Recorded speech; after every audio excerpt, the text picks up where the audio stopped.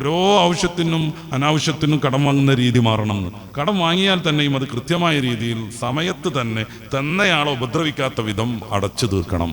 അല്ലെങ്കിൽ അതൊരു വലിയ ബാധ്യതയായിരിക്കും ആഖിറത്തിലേക്ക് പോകുമ്പോൾ. സ്ത്രീകളെയും മക്കളെയൊക്കെ കാര്യങ്ങൾ പറഞ്ഞ് ബോധിപ്പിക്കാനുള്ള ഒരു ശേഷി കൂടെ രക്ഷിതാക്കൾക്ക് ഉണ്ടാവണം. പലപ്പോഴും തോൽക്കുന്നത് അങ്ങനെയാണ്. അവർ പറയുന്നതനുസരിച്ച് വീടിന് പ്ലാൻ ഉണ്ടാക്കും, അവർ പറയുന്നതനുസരിച്ച് വീടിന് അലങ്കാരപ്പണികളൊക്കെ നടത്തും. അവസാനം വീടിന്റെ വിഷയത്തിൽ ഒരു വലിയ ബാധ്യത വരും. ജീവിതകാലത്തെ മുഴുവൻ അധ്വാനം ഒരു വീടിന് വേണ്ടി മാറ്റിവെക്കുക എന്ന് പറഞ്ഞാൽ ആ വീട് ഉദ്ഘാടനത്തിന് ശേഷം ഒരു പ്രാവശ്യം പോലും സമാധാനമില്ലാതെ എങ്ങനെയാണ് ഇനിയിപ്പോൾ കടം വീട്ടുക എന്നുള്ള വിചാരത്തിൽ മനുഷ്യൻ തളർന്നു പോകുക എന്ന് വെച്ചാൽ അദ്ദേഹത്തിന്റെ ജീവിതം മൊത്തം മാറ്റിവെച്ചാലും പിന്നീട് ഈ കടം വീടാത്ത വിധം മനോഹരമായൊരു സൗധം നിർമ്മിച്ചിട്ട് അയാൾക്ക് എന്ത് സമാധാനം കിട്ടാനാണ്? ഖുർആൻ വീടിനെ കുറിച്ച് പറയുന്നത് ബൈത്ത് ദാറ് എന്നൊന്നുമല്ല. ബൈത്ത് ദാറ് എന്ന പ്രയോഗം ഖുർആനിലുണ്ട്, കഅബയെ കുറിച്ച് മറ്റും. വീടിനെ കുറിച്ച് വിശുദ്ധ ഗ്രന്ഥം പറയുന്നത് മസ്കൻ എന്നാണ്. ആശ്വാസത്തിന്റെ ഇടം എന്നർത്ഥം, സമാധാനത്തിന്റെ കേന്ദ്രം എന്നർത്ഥം. അവിടെ എത്തുമ്പോഴേക്ക് നല്ല സമാധാനം ഉണ്ടാവണം.